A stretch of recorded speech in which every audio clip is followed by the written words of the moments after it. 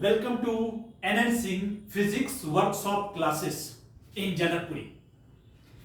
आपको आज compound microscope सिर्फ 2 से 3 मिनट में कंपाउंड माइक्रोस्कोप जो क्लास 12 के रे ऑप्टिक्स का टॉपिक है इसको क्लियर करते हैं। लेंस के अंदर कुछ चीजें होती है, एक ऑब्जेक्ट होता है, उसका एक इमेज बनता है। ऑब्जेक्ट से इमेज जो बनता है उसका प्रोसेस आपने ऑलरेडी पहले किया हुआ है। ऑब्जेक्ट से जो इमेज बनता है, बट इसमें 2 स्टेप्स प्रोसेस है। माइक्रोस्कोप का काम है ऑब्जेक्ट का इनलार्ज इमेज बनाना। कंपाउंड माइक्रोस्कोप 2 स्टेप्स प्रोसेस है। पहला लेंस ऑब्जेक्ट लेंस होता है जो एक ऑब्जेक्ट का इनलार्ज इमेज बनाता है, और उस इनलार्ज इमेज का अगेन से इनलार्ज इमेज सेकंड माइक्रोस्कोप बनाता है, सेकंड लेंस बनाता है जिसको हम आई लेंस बोलते हैं। तो पहला ऑब्जेक्ट लेंस, दूसरा eye lens.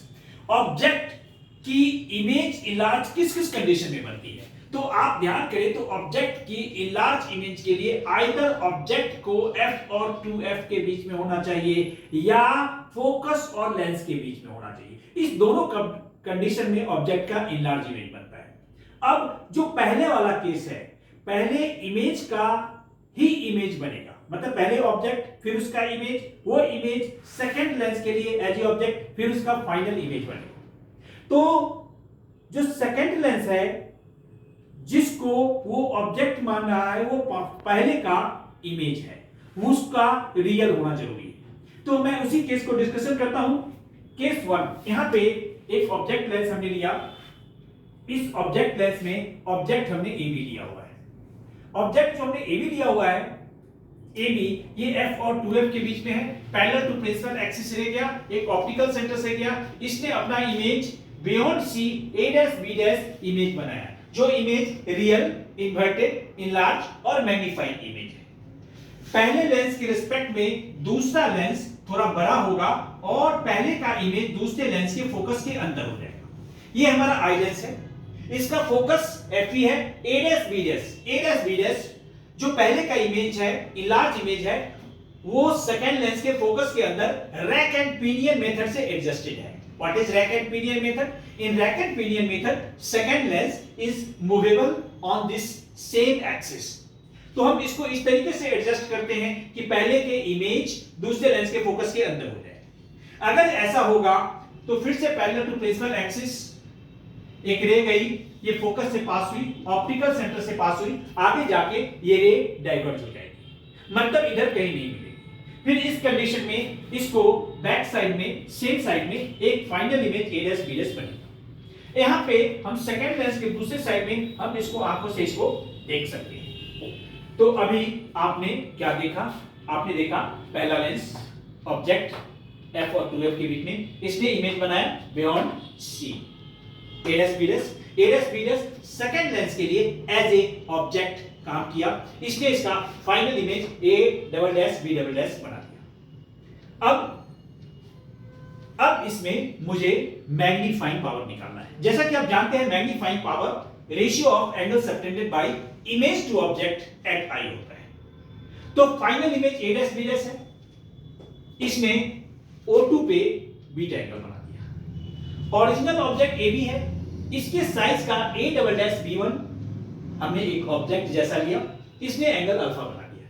Magnifying power ratio of final image to original object होता है, उसकी एंगल बीटा, एंगल अल्फा, मतलब एंगल का रेशियो होता है। फिर हमने tan बीटा tan अल्फा लिया। इस tan बीटा की वैल्यू आप इस ट्रायंगल से निकालेंगे a double dash b double dash upon a double dash O2, यहां बीटा है tan बीटा। tan अल्फा की value a double dash b1 upon a double dash O2 हो गया, अल्फा की वैल्यू, tan अल्फा की value. तो यहां पे देखेंगे, लिखने के बाद ये हमने a double dash O2 cancel हो गया, बचा क्या? a double dash b double dash upon a double dash b1। मैंने इसको लिख दिया है। यहां पे a डबल डैश b1 जो है वो ab के बराबर है, ये लिखा। नेक्स्ट स्टेप पे हमने a डैश b डैश से इसी को मल्टीप्लाई किया है। a डैश b डैश जो पहले का इमेज है, दूसरे का ऑब्जेक्ट है, पहले लेंस का इमेज है, दूसरे लेंस का ऑब्जेक्ट है। अब अगर आप सोचेंगे ये जो मैग्नीफाइंग पावर है, इस मैग्नीफाइंग पावर में final a double dash b double dash upon a dash b dash second lens के लिए इसका image a double S B double S eye lens का, इसका object a dash b dash, image की height by object की height magnification हो गई eye lens की, a dash b dash upon ab, a dash b dash इसका image, ab इसका object, इसकी मैग्निफिकेशन होगी mo। तो हमने m equal to mo into me कर दिया। अब सेकेंड लेंस की जो बिहेवियर है सिंपल माइक्रोस्कोप जैसा है, और सिंपल माइक्रोस्कोप का magnifying power 1 plus D by F होता है, 1 प्लस डी बाई एफ, और इसका ऑब्जेक्ट की डिस्टेंस UO और इमेज की VO, magnifying power, magnification object by image भी होता है, तो VO बाय UO हो गया, m equal to minus VO by UO हो गया। तो ये इसका फाइनल मैग्नीफाइंग पावर का फॉर्मूला निकल के आ गया। एक टॉपिक और इसके अंदर पूछते हैं, वो पूछते हैं लेंस की लेंथ कितनी है। तो दोनों लेंस के ऑप्टिकल सेंटर की बीच की जो डिस्टेंस है O1 to O2, that is the length of the microscope. इसको मैं यहां से यहां तक लेता हूं, O1 to A dash B dash जो VO है, A dash B dash to O2 जो UE है, तो L equal to VO plus UO, यहां पे इसकी लेंथ ऑफ माइक्रोस्कोप हो गई। तो इस तरीके से अभी मैंने 2 से 3 मिनट के अंदर पूरी कंपाउंड माइक्रोस्कोप कर दीजिए। आप यहां पे वीडियो को अपने हिसाब से स्पीड स्लो या फास्ट कर सकते हैं। इस वीडियो को डायग्राम को देख के 3 बार लिख के प्रैक्टिस करेंगे, आपका कंपाउंड माइक्रोस्कोप पक्का हो जाएगा। ये कंपाउंड माइक्रोस्कोप बोर्ड में बार बार पूछता है, इसलिए इसकी 2 बार 3 बार प्रैक्टिस करेंगे, ये 3 मार्क्स आपका पक्का हो जाएगा बोर्ड में। मेरी फिजिक्स की क्लास का वर्कशॉप बार बार चलता रहता है। अभी क्लास 12 बोर्ड के लिए फिजिक्स का वर्कशॉप चल रहा है, आप इमीडिएट इस क्लास को ज्वाइन कर सकते हैं। हमारा फिजिक्स का वर्कशॉप क्लास नीट के लिए, सीबीएसई बोर्ड के लिए चल रहा है, जिसमें दिए गए नंबर पे आप कांटेक्ट करके इस क्लास को ज्वाइन कर सकते हैं। ऑनलाइन भी क्लास चल रहा है, ऑफलाइन भी क्लास चल रहा है, जिसमें नंबर है 9811711105, 9811711108।